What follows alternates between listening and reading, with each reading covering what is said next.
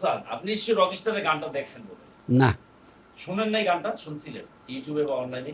এই প্রথম শুনলাম। এই যে আমার কাছে এই প্রথম শুনলেন, কেমন লাগছে আপনার? এটা কি এটা তো শ্রেষ্ঠ গান মনে হয় নাই তো, এটা গান মনে হয় নাই। কবিতা তো মানুষ পড়ে, কবিতা শুনলে তো মানুষ হাইটে হাইটে বলে। তাল গাছ এক পায়ে দাঁড়িয়ে সব গাছ ছাড়িয়ে উকি মারে আকাশে। জানবো আমরা যে 8টা সিনেমা মুক্তি পেয়েছে, তার মধ্যে থেকে সবচেয়ে বিগ বাজেটের সিনেমা হচ্ছে রকি স্টার সিনেমার নাম। আচ্ছা, নির্মাতা অনেক বড় গলায় বলছেন এবং তার কলাকুশলী যারা রয়েছেন এই সিনেমার সাথে জড়িত, তারাও বলছেন যে আসলে সিনেমাটি সুপার ডুপার হিট সিনেমা হবে এর আগে, মুক্তির আগে। মুক্তির আগে। জি, এবং তারা বলেছেন যে এই সিনেমাটি একটি মিউজিক্যাল ফিল্ম, অর্থাৎ গান নির্ভর চলচ্চিত্র। যদি আপনি আপনার অসংখ্য সুপারহিট গানের ছবি আমরা দেখেছি, যদি প্রেমগীত থেকে বলি অসাধারণ গান, ঝিনুকমালা বলি অসাধারণ গান। ওরকম গান বাজনা এখন আর কোনো ছবিতে আমি হয় না। সেটাই বলছি, সে বলছে তার 10টা গানই হিট, কিন্তু কোথায় একটা গান কোথায় কাউকে তো শুনি না একটা গান গাইতে।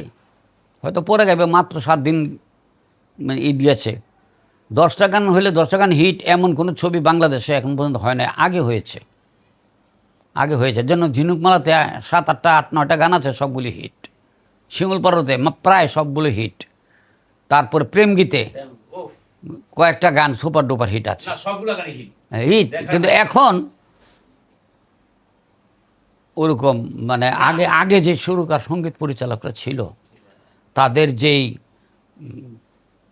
সুনাম ছিল, তাদের যে অভিজ্ঞতা ছিল, সেই অভিজ্ঞতা সম্পন্ন সঙ্গীত পরিচালক এখন আছে কি না আমি বলতে পারি না। আর আমি চলচ্চিত্র নির্মাণ তো করি, এখনও একটা হাতে ছবি রানিং আছে, আমি তো নির্মাণ করি, আমি জানি। এবং সঙ্গীত পরিচালকরা আগের মতো মানে খুব মেধাসম্পন্ন, দরদ দিয়া না, মেধাসম্পন্ন সঙ্গীত পরিচালক আমি খুব একটা দেখি না। একেবারে নাই এটা বলবো না। তো চলচ্চিত্রে ব্যবসা করার জন্য, বিজনেসের জন্য গান একটা বিরাট, আমাদের দেশেও মানে এই সাবকন্টিনেন্টে গান একটা বিরাট ব্যাপার। ছবিতে একটা গান যদি ভালো হয়, দর্শকরা এই ছবি দেখতে যায়, গান গায় মানুষ। আর কিরে এই গান গেতে, এটা কিসের গান? কয় অমুক ছবির, তাহলে তো ছবিটা দেখতে হয়। এইভাবে আস্তে আস্তে আস্তে আস্তে দর্শক প্রচার হয়। এখন ওরকম নাই। কোথায় গান, কোথায়? এই 15-20টা ছবি রিলিজ হলে 1-2টা গান ভালো হয়, তা ওইরকম বেশি প্রাণ থাকে না গানের। না এটা বলি না, যে যতটুকু পারে ততটুকু করে আর কি। আপনার ঈদের ছবি যে কোনো ছবি মুক্তি পাইছে, যে ছবির গান হিট ছিল প্রায় প্রেম গীত ঈদের মুক্তি, তো আরো অনেক। ঈদের দিন থেকে তো মানুষের মুখে মুখে ছিল। হ্যাঁ হ্যাঁ হ্যাঁ। কিন্তু এখন আজকে ঈদের 7ম দিন পার হয়ে গেল, আপনি শুনতে পাইছেন রকস্টারের গান? আমি তো ঘর থেকে বের হই নাই, যেন অন্যরা তুমি শুনছো কিনা বলো। আপনি সারাদিন থাকেন তুমি, হ্যাঁ, অন্য নাই বলেও না কেউ যে অমুক ছবির গানগুলো খুব ভালো হয়েছে। ইন্টারভিউ দেয় অনেকে, দেখি শুনি। ওরকম গান বান্ধা নিয়ে এখন আলোচনাটা একেবারেই কম। কি গান সুরকার ছিল, সত্য সাহা, খানাতুর রহমান, সুবল দাস, আলম খান, তারপর আমার ভাই আনোয়ার জাহান নান্টু, তো এরকম আলী হোসেন সাহেব, অনেক গান আমরা গেয়েছি। আলী হোসেন সাহেব যখন সঙ্গীত পরিচালক, তখন আমি দর্শক। সত্য সাহা যখন সঙ্গীত পরিচালক, সেই সুতরাং আমি তখন দর্শক। আমরা গান গেয়েছি, ক্লাসে বসে গান গেয়েছি স্যার আসার আগে। তো এখন তো ওরকম, হ্যাঁ বুলবুল। আগে যেই সঙ্গীত পরিচালকরা যেমন চলচ্চিত্রে গান তৈরি করেছে, এমন গান এখন তৈরি করতে খুব একটা শুনি না। আলম খান ছিলেন। আলম খানকে তো বললাম তো, আলম খান আমার ছবিরও সঙ্গীত পরিচালক ছিল। যাও তো স্যার, রকস্টার নিয়ে কি বলবো আসলে? সাকিবের গেটআপটা দেখছেন নিশ্চয়ই, চুলের স্টাইলটা, তাকে প্রায় 24 বছরের যুবক বানানো। এটা হয়ে যায় এটা। তো একটা নায়ক যদি ইয়াং থাকে, সাকিব তো ইয়াং এখনও, 50 বছর হোক আর 55 বছর হোক, সে যদি একেবারে ইয়াং গেটআপটা নেয়, তাহলে 50 বছর মনে হয় না এখনও। এটা করো, বা 24 বছর 25 বছর ছেলে দেখাইছে, এটা দেখাইতে পারে। এটা বিশ্বাসযোগ্য যদি হয় মানুষের কাছে, মানুষ দেখবে। আর বিশ্বাসযোগ্য না হলেও ভালো হলে ছবিটা দেখবে।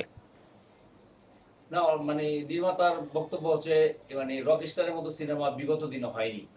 ওটা তার চাপা, যেটা নাকি বাংলা কথা বললে বিগত দিন হয় না, কেন হবে না, কোথায়? মানে এই ধরনের গেট আমি গত না গেটা বড় বাদ দাও, আমি তো কাউকে বলতে শুনি না যে, এখনও শুনি না যে মারাত্মক বিরাট ব্যাপার ছবি বিগত দিনে হয় নাই যে কথাটা বললাম, সেটাকে কেন্দ্র করে আমি কথাটা বললাম। জি, নির্মাতা বলছে, নির্মাতা প্রেস মিটে না, নির্মাতা বলুক, মানুষ দেখার পর ঘরে রাস্তাঘাটে দোকানে হাটে যদি আলোচনা না হয় তাহলে আমি ভাববো কী করে? আমি তো দেখি নাই, আমি ভাববো কী করে ছবিটা এত ভালো?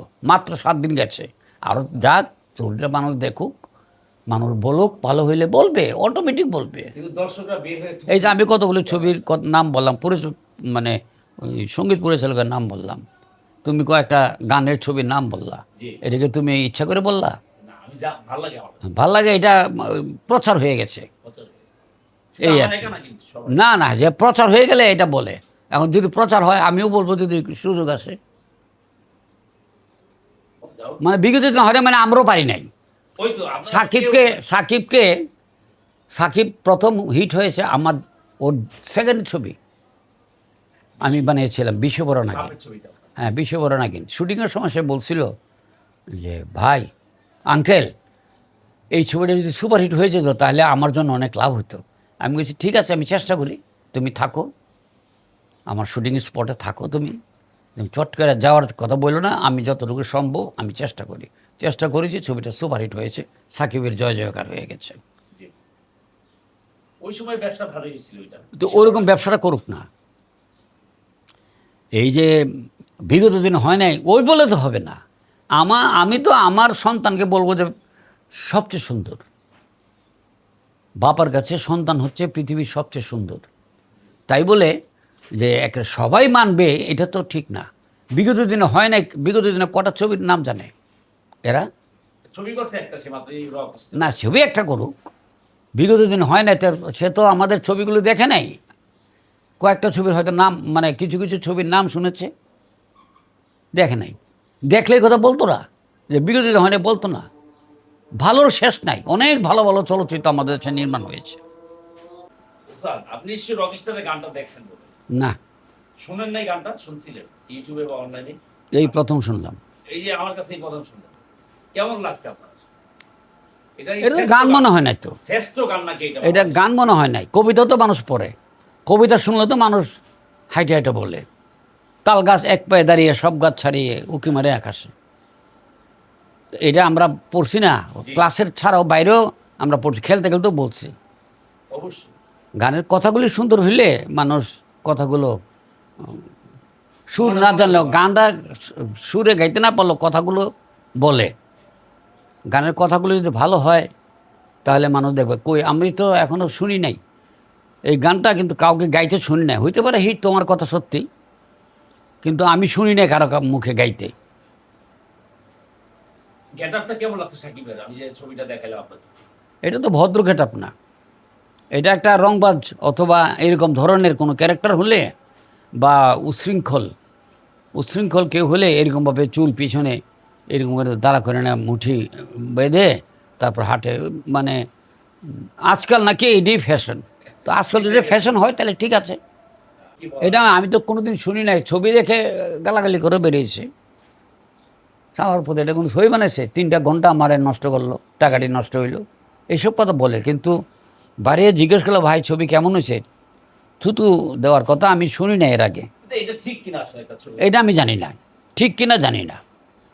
এই যাবৎকালে শাকিব খানকে এইভাবে এত সুন্দর উপস্থাপন করে কোন ছবিতে তাকে প্রেজেন্ট হয়নি, যেটি বিশ্বের দরবারে। হ্যাঁ, দেখলাম তো ওই যে চুলগুলি এখান থেকে একেবারে লম্বা লম্বা, এরকম প্রেজেন্ট, তো এরকম চুল তো সাকিবের আমি দেখিনি আগে। এটাও আছে, আবার ভালো থাকতে পারে ওইখানে, আমি তো দেখি নাই। ভালোভাবে তাকে প্রেজেন্ট করতেও পারে। ছবি তো দর্শক নিচ্ছে না, সেটা বলো। হল মালিকদের কথা যে আসলে হল মালিকদের কথাটা কিন্তু বিশ্বাস করা উচিত না। বললা তুমি যে 5 লাখ 6 লাখ 8 লাখ টাকা দিয়ে নিছে, 10 লাখ নিচ্ছে। হ্যাঁ 10 লাখ টাকা নিল, 10 লাখ টাকা, Single skin। 10 লাখ টাকা তো উঠবে না এখন। সে তো মনের দুঃখে খারাপ বলবে, ছবি ভালো না, আমার টাকা ওঠে নাই। এত টাকা দিয়ে নিলে তো ছবির টাকা উঠবে না। সাথে দিলীপ কুমার আর অমিতাভ বচ্চন থাকলে উঠবে না আমাদের দেশে। কিন্তু আপনি প্রযোজক হিসেবে, পরিচালক হিসেবে কি বলবেন যে আসলে এত টাকা রেন্টাল করাটা ঠিক হয়েছে কিনা? না, যে প্রযোজক এখন জি। হ্যাঁ। সে তো আমাদের ইন্ডাস্ট্রির, যদি টাকা পেয়ে থাকে এটা তো আমাদের জন্য খুশির কথা। আমাদের প্রযোজক এত টাকা পাইছে, এটা তো আমাদের জন্য ভালো। অন্যান্য অন্যান্য প্রযোজকরাও উৎসাহ পাবে যে আমিও বানাই সাকিবকে নিয়ে এই ধরনের একটা এরকম টাইপের কোনো ছবি আমরাও বানাই, এটা তো আমাদের জন্য ভালো। এত টাকা 10 লাখ টাকা 5 লাখ টাকা 2 লাখ দেয়া যদি নেয় তাহলে তো এটা ভালো। এটা তো আমি ভালো বলে একেবারে উচ্চ স্বরে বলতে হল পারি। মালিকরা যদি পথে বসে যায় তাহলে industry- পদবেধা তুমি নিবা কেন তাহলে? তুমি হিসাব করো একটা ছবি বড় জোর কত টাকা সেল হতে পারে। গত 3-4 বছরে সবচেয়ে হিট ছবিটার সেল কত হয়েছে সেটা তুমি আগে দেখো। সবচেয়ে হিট ছবিটা সেল হয়েছে, আমার এটা তো হিট নাও হতে পারে। আমি যদি মনে করি আমি যেটা নেব 10 লাখ টাকা দিয়ে, এটা তো হিট নাও হতে পারে। তাহলে আমি এত টাকা দিয়ে নেব কেন? হিসাব কিতাব করবে না। যদি 10 লক্ষ টাকা দিয়ে কেউ ছবি নেয় আগে, যদি নিয়ে থাকে, যারা অনেক টাকা তো ছবি নিয়েছে 10 লাখ টাকা না হোক, সেই টাকা যদি কোনো রকমের টাকা উঠে সেটা বলে অ্যাভারেজ। কত টাকা লাভ হয়েছে সবচেয়ে হিট ছবিটা সেটা সে হিসাব করে দেখে তারপর তো নেবে। ও মনে করছে ছবিটা ভালো যাবে নিচে, এখন কি লাভ লস এটা সে জানে। সব নাটকের মতো সিনেমা নির্মাণ, এটা কি সিনেমার ভাব মুক্তি নষ্ট হচ্ছে? নাটকের মতো তুমি বলতেছো, যারা দেখেছে তারা বললে ঠিক আছে। নাটকের মতো ছবিটা হয়েছে, এটা তো নাটক আর ছবিতে একই কথা। ওখানেও কথা বলে এখানেও কথা হলো, ওখানেও কান্নাকাটি করে এখানেও কান্নাকাটি করে, সেখানেও রাগান্বিত হয় এখানেও হয়। ছবিতে শুধু ছোটো পর্দা আর বড় পর্দা।